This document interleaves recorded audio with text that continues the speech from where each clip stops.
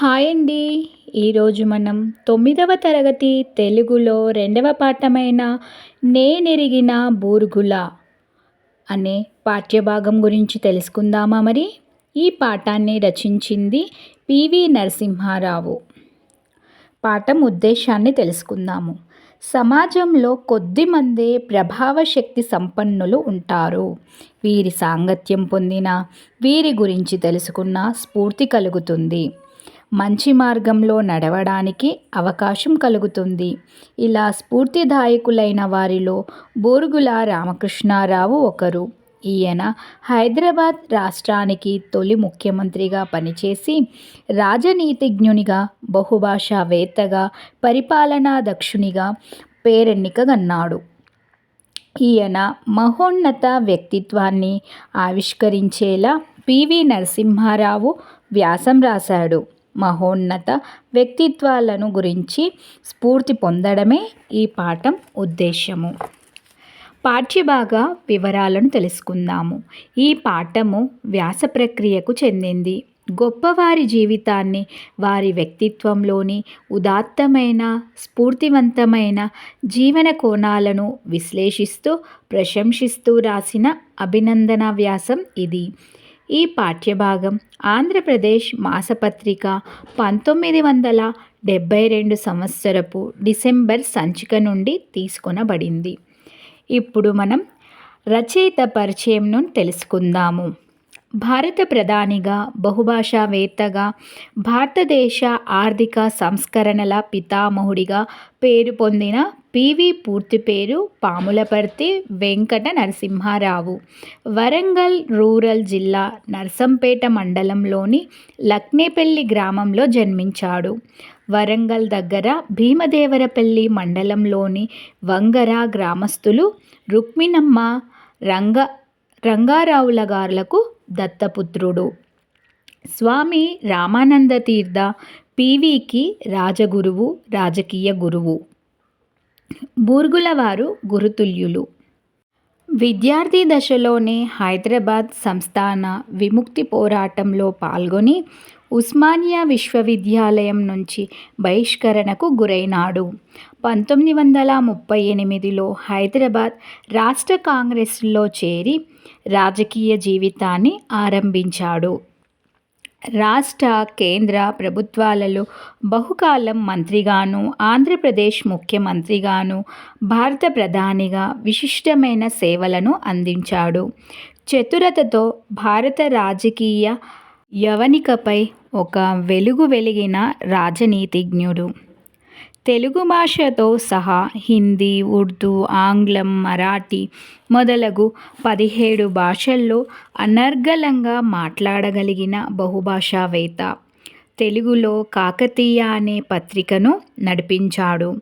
విశ్వనాథ వేయిపడగలు నవలను హిందీలోకి సహస్రఫన్ అనే పేరుతో అనువదించాడు. దీనికి కేంద్ర సాహిత్య అకాడమీ బహుమతి లభించింది. ఈయన ఆత్మకథగా ప్రసిద్ధికెక్కిన ది ఇన్సైడర్ అనే దాన్ని అనేక భాషలోకి అనువదించబడింది. ఫన్ లక్షత్ కోన్ ఘతో అనే మరాఠీ పుస్తకాన్ని తెలుగులో అబలా జీవితంగా ఈయన రచించాడు. నిరాడంబర జీవితం, నిజాయితీ, దేశభక్తి కలిగిన పివి నరసింహారావు జీవిత పర్యంతం నిండుకుండల స్థితప్రజ్ఞుడిలా వెలిగాడు. పాఠం యొక్క ప్రావేశికను కూడా చూద్దాము. ప్రతి మానవునిలోనూ సాధారణంగా ఉన్నదానికంటే తనను గురించి ఘనంగా చిత్రించుకునే స్వభావం ఉంటూ ఉంటుంది. ఇందుకు భిన్నంగా ప్రవర్తించేవారు బహు అరుదుగా ఉంటారు. రకరకాల ఒడిదుడుకులను ఎదుర్కొన్న విపత్కర పరిస్థితులు సేనావాహినిలా చుట్టుముట్టినా చలించకపోవడం, మనస్థైర్యాన్ని, సమచిత్తాన్ని విడనాడకపోవడం గొప్పవారికే సాధ్యమవుతుంది. జయాపజయాలను సమంగా స్వీకరించడం, మిత్రులు సైతం ద్రోహం తలపెట్టినా, ప్రత్యర్థులు దూషించినా సరే ఇవన్నీ ఆటలో భాగమేగా అని స్థితప్రజ్ఞతను ప్రదర్శించడం, అందరికీ సాధ్యమవుతుందా? మరి ఇటువంటి వ్యక్తిత్వం కలిగిన వారు ఎవరు? ఈ పాఠం ద్వారా తెలుసుకోండి. ఇక మనం పాఠంలోకి వెళ్దాం రండి. స్వర్గీయ డాక్టర్ బూరుగుల రామకృష్ణారావు గారి 5వ వర్ధంతి సందర్భంగా వారిని గురించి వ్యాసం ఏదైనా ఇవ్వవలసిందిగా మిత్రులు కొందరు నన్ను కోరారు. డాక్టర్ రామకృష్ణారావు గారి పేరు వినగానే గత స్మృతులెన్నో ముప్పరికొని భావోద్రేకంతో నా మనస్సు ఉక్కిరిబిక్కిరైపోతూ ఉంటుంది. నా భావాలన్నింటినీ ఈ వ్యాసంలో వివరించడం ఎలా? అవన్నీ వ్రాస్తే ఒక పెద్ద గ్రంథమే అవుతుంది. అందుకని రేఖామాత్రంగా నా భావాలను ఇక్కడ పొందుపరుస్తాను. క్రీస్తుశేషులు డాక్టర్ రామకృష్ణారావు గారిని గురించి చరిత్రగా ప్రతి మానవునిలోనూ సాధారణంగా ఉన్నదానికంటే ఘనంగా తనను గురించి చిత్రించుకునే స్వభావం ఉంటుంది. దానిని గురించి వాని అంతరాత్మ బోధిస్తూనే ఉంటుంది. అయినప్పటికీ తాను చిత్రించుకున్న ఆ కృత్రిమ ఘనతను ఇతరుల ముందు ప్రదర్శించి ఇతరుల కంటే తాను అధికుడనిపించుకోవాలనే ఉబలాటం, పెనుగులాట ప్రతినిత్యం ఉంటూనే ఉంటుంది. ఫలితంగా ఒకరినొకరు కించపరుచుకుంటూ తమ శక్తి సామర్థ్యాలను, అమూల్య సమయాన్ని వ్యర్థపరుచుకుంటూ ఉండడం మనం చూస్తూనే ఉన్నాం. కానీ ఇందుకు డాక్టర్ రామకృష్ణారావు గారు మాత్రం అరుదుగా కనవచ్చే ఒక చక్కని మినహాయింపు అని చెప్పవచ్చు. వారెల్లప్పుడూ అన్ని విషయాలు ఆఖరికి తమలోని లోపాలను కూడా ఉన్నవి ఉన్నట్లుగా చెబుతూ ఉండేవారు. ఎంత ఉంటే అంతే. వీసమెత్తు ఎక్కువ లేదు, వీసమెత్తు తక్కువ లేదు. వారి పొట్టితనం కొంతవరకు వారిని మరుగుపరుస్తూ ఉండేదని కొంతమంది అంటారు.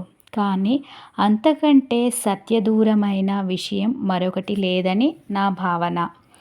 నిజానికి ఒడ్డు పొడుగు ఉన్న చాలామంది కంటే కూడా వారు అతి చక్కగా గుర్తింపబడుతూ ఉండేవారు. తమ వామన రూపాన్ని గుర్తించి స్నేహపూరితమైన ఎన్నో పరిహాసాలను వారే స్వయంగా చక్కటి భావ నిర్లిప్తతతో చెప్పుతూ ఉండేవారు. లోగడ మన దేశంలో అమెరికా రాయబారిగా పనిచేసిన ప్రొఫెసర్ గాల్బ్రెత్ అసాధారణ పొగడరితనం కంటే డాక్టర్ రామకృష్ణారావు గారి పొట్టితనం వారిని ఏమాత్రం మరుగుపరచలేదు.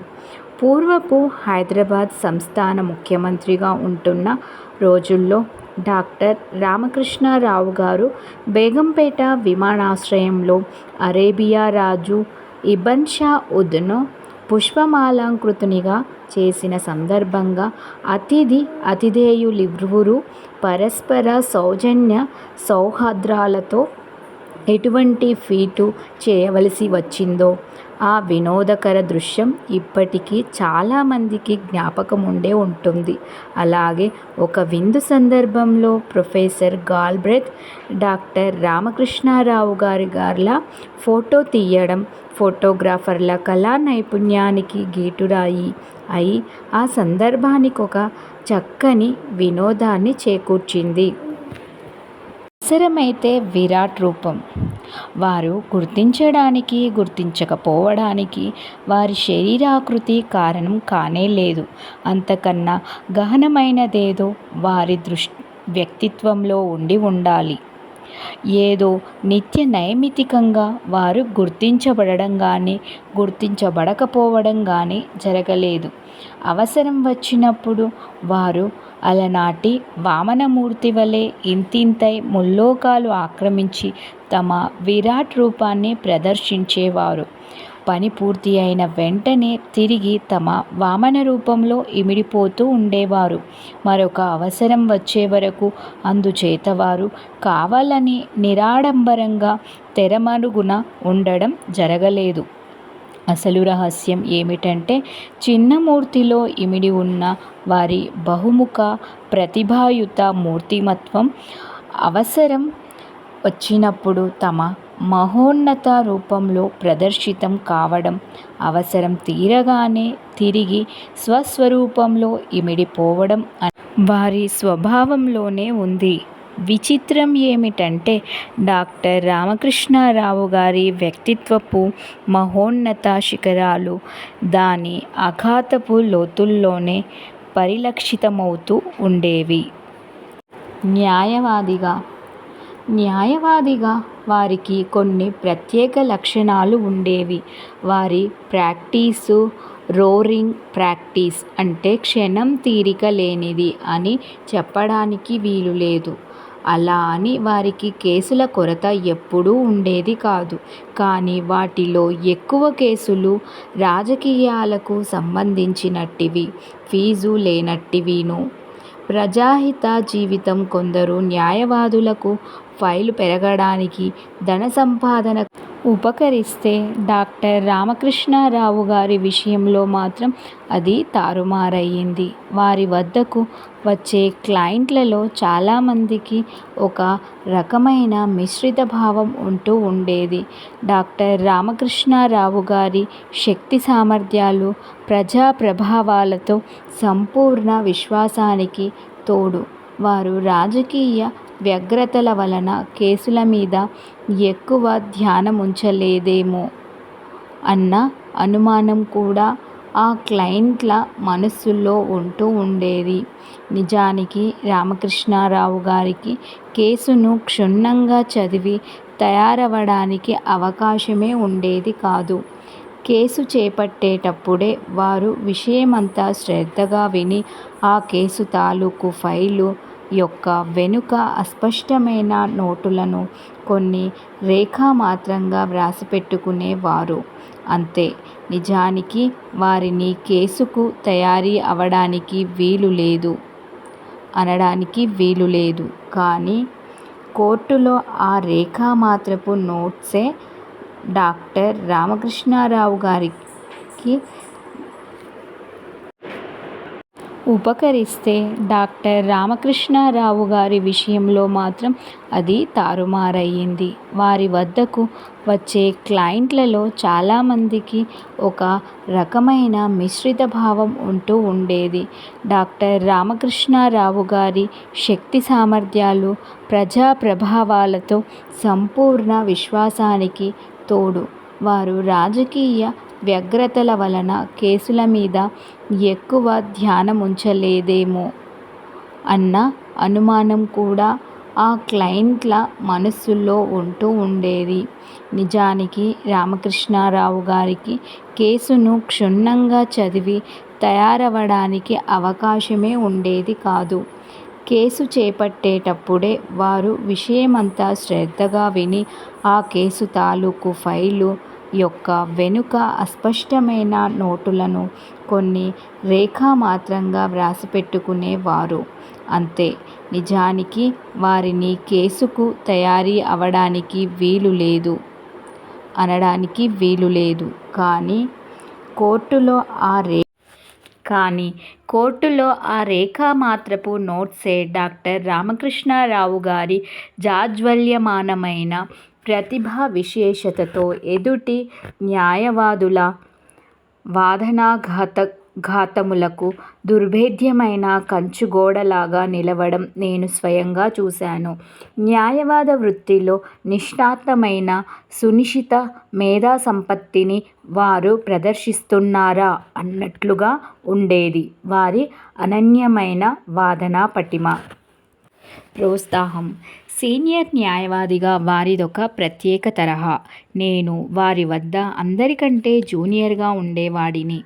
కానీ తల్లికి తన కడగొట్టు బిడ్డపై ఎటువంటి విశేష మమకారం ఉంటుందో అటువంటి మమకారమే డాక్టర్ రామకృష్ణారావు గారికి నా మీద ఉంటూ ఉండేది. చొరవతోనూ నిరాఘంటంగానూ నేను వారి ఆఫీసును ఒక న్యాయవాద కాఫీ పానశాలగా పరిగణించి నాకు కావలసిన కేసులను, ముఖ్యంగా జూనియర్లకు కొరుకుడు పడని చిక్కు కేసులను స్వయంగా ఏరుకొని చదువుతూ ఉండేవాడిని. నా ఈ చొరవ వారి సీనియర్ గుమస్తాకు కోపకారణమై ఆయన నా మీద కారాలు మిరియాలు నూరుతూ ఉండేవాడు. ఒకసారి డాక్టర్ రామకృష్ణారావు గారు దానిని గమనించి నా చేష్టపై తమ ఆమోదముద్ర వేయడం, అంతటితో కారాల మిరియాల ప్రకరణం ముగియడం జరిగింది. అప్పటి నుండి మా ఇరువురి మధ్య సీనియర్ జూనియర్ సంబంధం పోయి నిష్కాపట్యంతో కూడిన సమాన స్థాయి చర్చా సంబంధం ప్రారంభమయ్యింది. నేను అంచనా వేసుకున్న దానికంటే ఎక్కువగానే నాలో శక్తి సామర్థ్యాలున్నాయని స్వయంగా గుర్తించగలిగేలా నన్ను రూపొందించిన డాక్టర్ రామకృష్ణారావు గారి విశేష నైపుణ్యానికి నేను ఎల్లప్పుడూ జోహార్లు అర్పిస్తూనే ఉంటాను. వారు నాలో పూరించిన ఆ ఆత్మవిశ్వాసమే నాకు శాసనసభలోనూ ఇతర చోట్లను కూడా శ్రీరామ రక్షగా ఉంటూ వస్తుంది. ప్రాతస్మరణీయులైన నా సీనియర్ రామకృష్ణారావు గారి విశిష్ట వ్యక్తిత్వం అట్టిది. రాజకీయాల్లో వారి సమ్యక్ దృష్టికోణం సంకుచిత సైద్ధాంతిక అరలకు తావివ్వలేదు. వారు పుట్టింది జాగీర్దారీ కుటుంబంలో అయినప్పటికీ వారు పూర్వపు హైదరాబాద్ సంస్థానంలో తరతరాల నుండి వస్తూ ఉన్న జాగీర్దారీ వ్యవస్థను రూపుమాపడానికి వెనుకాడలేదు. వారి స్నేహకోటిలో పెద్ద పెద్ద భూస్వాములు చాలామంది ఉండేవారు. అయినప్పటికీ వారు పూర్వపు హైదరాబాద్ రాష్ట్రంలో దున్నేవానికి భూమి హక్కునిచ్చే కౌలుదారీ చట్టాన్ని తయారు చేసి దేశంలో సామ్యవాద వ్యవస్థకు మార్గదర్శకులైనారు. ఆ చట్టాన్ని అమలుపరచడానికి వారు ఎంపిక చేసిన జిల్లాల్లో ఎక్కువగా నష్టపోయిన భూఖామందులు వారి బంధువులు, రాజకీయ సహచరులే. పూర్వపు హైదరాబాద్ సంస్థాన విచ్చిత్తి తన రాజకీయ ప్రాబల్యానికి స్వస్తివాచకం పలుకుతుందని వారికి ముందే తెలుసు. అయినప్పటికీ తనకు నష్టం, ఇతరులకు మేలు చేకూర్చే నిర్ణయాలు తీసుకుంటూ తన రాజకీయ జీవితాన్నంతా ఆత్మపరిత్యాగానికి, చివరకు సక్రియ రాజకీయాల నుండి తన నిష్క్రమణకు దారితీసే పరిస్థితులకు వీరివలె అంకితం చేసుకునే రాజనీతి విశారదులు బహు అరుదులు. డాక్టర్ రామకృష్ణారావు గారు ఏ నిర్ణయం తీసుకున్నా దానిని అన్ని విధాలైన జాగ్రత్తలతోనూ మంచి వ్యవహార దక్షతతోనూ తీసుకునేవారు. ఒకసారి నిర్ణయం తీసుకున్నారంటే 6 దాని మీద స్థిరంగా నిలిచేవారు. ఇది డాక్టర్ రామకృష్ణారావు గారి సంక్షిప్త రాజకీయ చరిత్ర. సౌజన్యానికి మారుపేరు. వారి విశిష్ట వ్యక్తిత్వానికి సంబంధించిన మరో ముఖ్యాంశము ఉంది. గత తరంలోని అన్ని సుగుణాల మూర్తిమత్వమే శ్రీ రామకృష్ణారావు గారు. షరాఫత్ అంటే సౌజన్యానికి మారుపేరే వారు. మత దురభిమానాన్ని పెంపొందిస్తూ రాజ్యమేలుతున్న నాటి నిజాంకు బద్ధ వ్యతిరేకి అయినప్పటికీ రాష్ట్రంలోని ముసల్మానులందరికీ వారు పరమమిత్రులు, ఆప్తులును. అతి నిరాడంబరముగా వారు మతాతీ స్థితిని పాటించేవారు. వారి డ్రాయింగ్ రూము ఒక సంస్కృతి ప్రదర్శనశాలలా ఉండేది. నాటి హైదరాబాద్ ప్రభుత్వ పెద్దలు, కుచ్చుటోపీల మౌల్వీలు, గడ్డాలు ముల్లాలు, తలపాగాలు పండితులు, మహామహోపాధ్యాయులు, గాంధీ టోపీల వారు, ఖద్దరుదారులు, అధునాతన టెరిలియన్ యువకులు ఒకరేమిటి అన్ని రకాల వారు వారిని ఆహ్వానించడానికి అక్కడ హాజరు అయ్యేవారు. ఒక్క మాటలో చెప్పాలంటే డాక్టర్ రామకృష్ణారావు గారు 3 విభిన్నత తరాల చివరి వారధిలా కనిపించేవారు. ఇంతటి విశాల వ్యక్తిత్వంతో వారు ఆనాటి ప్రజాజీవితాన్ని తీర్చిదిద్దారు. హైదరాబాద్ రాష్ట్ర శాసనసభలో శాసనసభా నాయకులుగా వారు సునిశిత మేధ, పరిమార్జిత భాష, వ్యవహార దక్షతలను మేళవించి ఏర్పర్చిన ఉన్నత ప్రమాణాలను నేటికి ముఖ్యంగా ఈ రోజులలో ఎంతో గౌరవంతో చాలామంది స్మరించుకుంటూ ఉంటారు. అవసరమైనప్పుడు వారు ప్రత్యర్థులను చీల్చి చెండాడేవారు. కానీ అలా చేయడంలో ప్రత్యర్థుల నుండి రక్తపు బొట్టు మాట అలా ఉంచి ఒక కన్నీరు బొట్టు పడడం గానీ, వారి హృదయాలకు రవ్వంత నొప్పి తగలడం గానీ జరిగేది కాదు.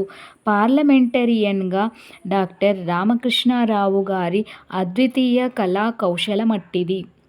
బహుభాషావేత్త. వారు చాలా ప్రతిభావంతులైన భాషావేత్తలనే విషయం అందరికీ తెలిసినదే. వారు చదువుకున్న చాలా భాషలు వాటి అందలి అభిరుచులచే ప్రైవేటుగా చదువుకున్నవే. ముఖ్యమంత్రిగా ఉంటున్న రోజుల్లో డాక్టర్ రామకృష్ణారావు గారు ప్రతిరోజు అర్ధరాత్రి వరకు ఆఫీసు ఫైళ్లు చూసుకొని ఆ తర్వాత నమ్మశక్యం గాని ఉత్సాహంతో సంస్కృత ప్రాచీన కావ్యాలు చదవడంలో ఎలా మునిగిపోయేవారో నాకిప్పటికీ స్పష్టంగా జ్ఞాపకం ఉంది. బహుముఖ ప్రతిభావంతులైనప్పటికీ డాక్టర్ రామకృష్ణారావు గారు ప్రధానంగా సాహితీ జగత్తుకు చెందినవారని నా నమ్మకం. ఇది చాలా వింతగానే తోచవచ్చు. ఎందుకంటే వారి సాహిత్య వ్యాసంగం జరగవలసినదంత ఎక్కువగా జరగలేదు. బహుముఖ ప్రజ్ఞతో వచ్చిన చిక్కే ఇది. డాక్టర్ రామకృష్ణారావు గారు ముట్టని, పెంపొందించని క్షేత్రం ఏదీ లేదంటే అందులో అతిశయోక్తి ఎంతమాత్రం లేదు. కానీ ఏం లాభం?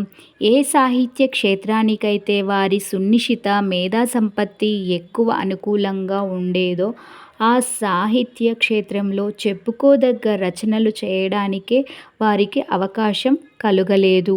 రాజకీయవేత్తగా కూడా వారు తమ కాలం నాటి అంటే దేశ చరిత్రలో చాలా ప్రధానమైన, ఉత్తేజకరమైన శతాబ్దాలకు సంబంధించిన సంస్కృతులను గ్రంథస్థం చేసి ఉండవలసింది. నాబోటి హితైషులెంత చెప్పినప్పటికీ వారా పనులు చేయలేకపోయారు. ఆ విధంగా వారు తమ జీవితకాలంలో ఎంతో విలువైన పనులు చేసినప్పటికీ చేయకుండా వదిలివేసింది కూడా అంతకన్నా ఎక్కువగా విలువైనదే అని నా అభిప్రాయము. ఎందుకంటే ఆ పనులు చేయడానికి ఇతరులెవరికంటే కూడా వారే మిక్కిలి సమర్థులు. ఇందుకు నేను, నాలాగే ఇతరులు చాలామంది కూడా ఎప్పుడూ బాధపడుతూనే ఉన్నాం. వారి ఔదార్యం, ఉపకార బుద్ధి ఎంతవరకు ఉండేదంటే ఒక్కొక్కప్పుడిది ఒక దోషంగా పరిణమించేది. అసాధ్యమైన కోరికలు కోరినప్పుడు కూడా వారు నెమ్మదిగా నచ్చచెప్పుతూ ఓపికగా చాలాసేపు కూర్చునేవారు. అప్పుడు వారి స్థానంలో మరి ఒకరెవరైనా ఉండి ఉంటే ఒక్క చీదరింపుతో దానిని వెంటనే పరిష్కరించి ఉండేవారు. కానీ డాక్టర్ రామకృష్ణారావు గారి ఔదార్యం అలా చేయనిచ్చేది కాదు. వారి ఉదార ప్రవృత్తి వల్ల న్యాయముగా ఎక్కువ ధ్యానముంచవలసిన పనుల కంటే శక్తిని, సమయాన్ని వ్యర్థపరిచే పనులకు అప్పుడప్పుడు వారు ప్రాధాన్యమివ్వడం జరుగుతుండేది. ఏమైతేనేమి వారా విధంగా మలచబడ్డారు. అది అంతే. ఉపకారశీలి. డాక్టర్ రామకృష్ణారావు గారిది పెద్ద కుటుంబం. ఆ కుటుంబానికి వారొక ఆత్మీయులైన తండ్రి. ఆ కుటుంబానికే కాదు, ప్రతి చోటా ఆత్మీయుడైన తండ్రిగానే ఉంటూ ఉండేవారు. వారు ఎక్కడైనా బయలుదేరితే వారిలో వారిని ఎవరైనా ఎక్కడైనా ఆపి కష్టసుఖాలు చెప్పుకోవచ్చు. అందుచేత వారు ప్రతిదానికీ ఆలస్యంగా రావడానికి పేరుబడ్డారు. అయినప్పటికీ మిత్రులు, సహచరులు, ప్రజలు కూడా ఎంతో ప్రేమతోనూ, ఓర్మితోనూ గంటల తరబడి వేచి ఉంటూ ఉండడం, వారు రాగానే సోదర సోదరీమణులారా, నేను అలవాటు ప్రకారం నేడు కూడా ఆలస్యంగానే వచ్చాను అంటూ ఉండడం పరిపాటి అయిపోయింది. వారి సామాజిక యాత్ర ఎప్పుడూ సాఫీగా జరగలేదు. రకరకాలైన ఒడిదుడుకులను వారు ఎదుర్కొనవలసి వచ్చేది. చాలా సందర్భాల్లో విపత్కర పరిస్థితులు సేనావాహినిలా వచ్చి చుట్టుముట్టేవి. అయినప్పటికీ వారు చలించేవారు కాదు. మనస్థైర్యాన్ని, సమచిత్తతను వారు ఎన్నడూ విడనాడేవారు కాదు. విజయాలు లభించినప్పుడు సంతోషంతో ఉప్పొంగనూ లేదు. కష్టాలు సంభవించినప్పుడు అధైర్యంతో కృంగిపోనూ లేదు. స్నేహితులు ద్రోహం తలపెట్టినప్పుడు కానీ, ప్రత్యర్థులు దూషించినప్పుడు కానీ వారనేదెలా ఒక్కటే, సరే అవన్నీ ఆటలో ఉండేవేగా అని. డాక్టర్ రామకృష్ణారావు గారిని గురించి ఎంతైనా వ్రాయవచ్చు. ఒక్క మాటలో చెప్పాలంటే వారు పూర్ణ పురుషులు.